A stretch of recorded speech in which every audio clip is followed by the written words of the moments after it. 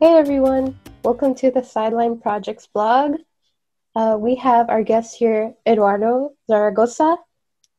What's up? So today our theme will be folklore, and we're going to start off by asking Eduardo, tell me a little bit about yourself, about your background.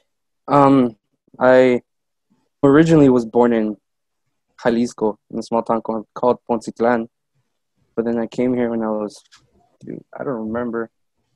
It was such a long time. Like I was a kid, and well, for school. I went to East High School, East Aurora, and for then I went to film school called Film Connection. Cool. So, um, could you tell me a little bit about some of the projects you have done?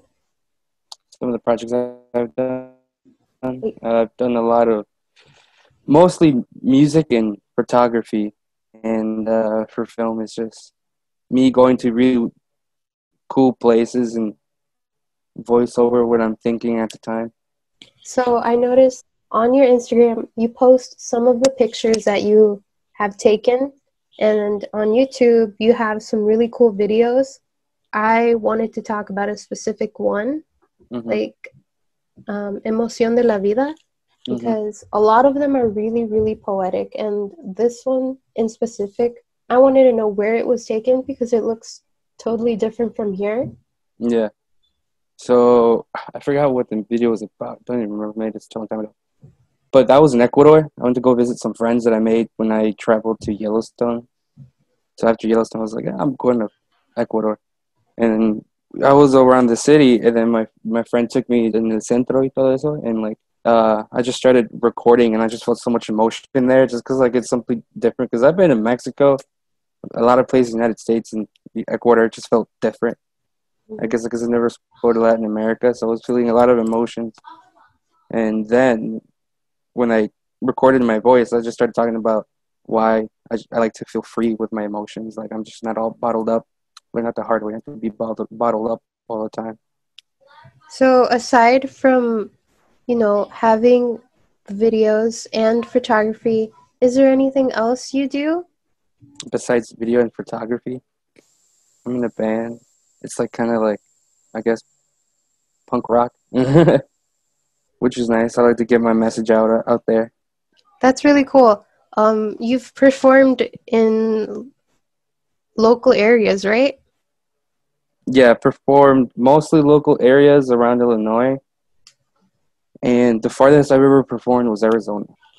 What about being in a creative industry is the biggest challenge for you, and like, how do you overcome it? It's a huge because, as you know, in like the Latinx community, like a lot of people is like you see your cousins and stuff are like they're becoming doctors, they're construction workers, making a lot of money. And then there's me in the family who is just kind of like, I want to make music for a living, and everybody in the family is like, ¿Por qué puedes hacer muchas cosas más? And I'm just like, but it's what I like. So Yeah, and then there's also a thing where, especially in the art industry, in film and music, there's barely any minority artists that gets really shown to the world. I don't know why, but we all probably can guess why. But yes, I'm trying to at least make something out of it. Like my band right now, it's only minorities, and I want to showcase that not just privileged white people can make it in an industry. Yeah, that felt real. there's really low amount of people coming from our background going into music, and I think it's really awesome that you can go for what you want. You can go for your Hmm. dreams. You push yourself harder, and it's really nice to have friends that encourage you and support you. Yeah. There's a specific set of photography that I wanted to talk about.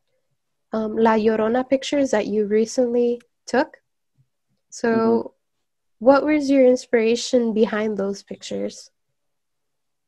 My friend that's in the pictures, she brought it to me that she has like this white dress, and I was like, oh, we should go to like a river or something, make La Llorona pictures. And you're like, bet, like I was thinking that we were gonna go a bit more horror.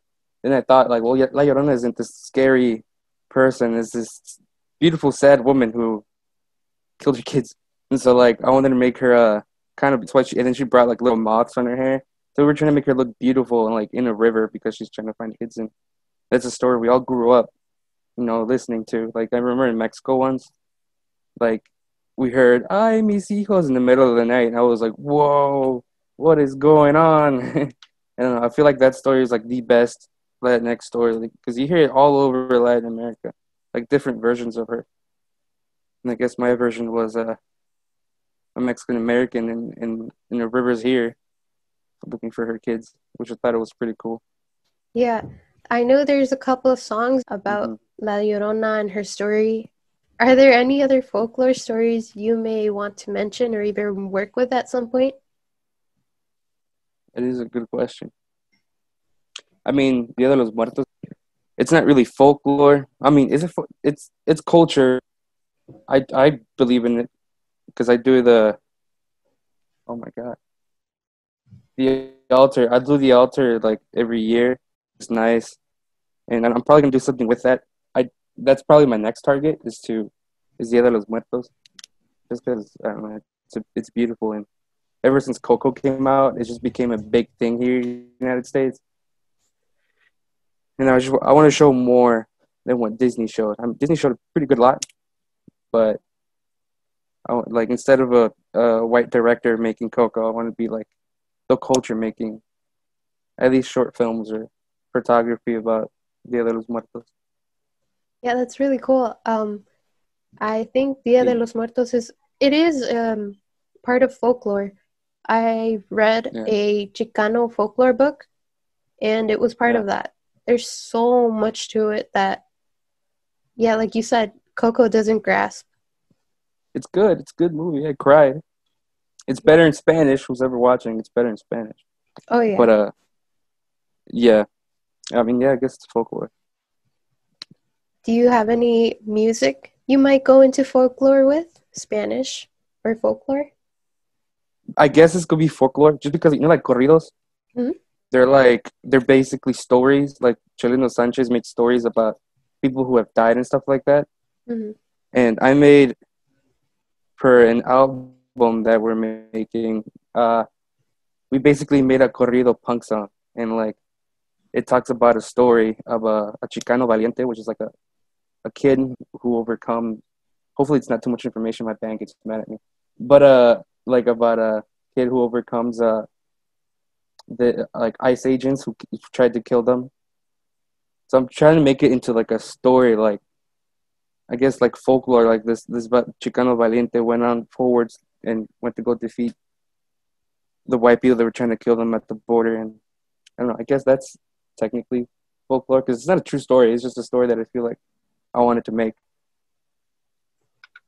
That's awesome. It kind of gives me those Los Tigres del Norte kind of vibe Yeah, too. yeah, Yeah. yeah, like that exactly. Lastly, what would you say to those students who would like to pursue this type of creative career in their lives despite the negative feedback that they receive towards their ambition from like their parents, their teachers, their guidance counselors? I would say just keep doing it.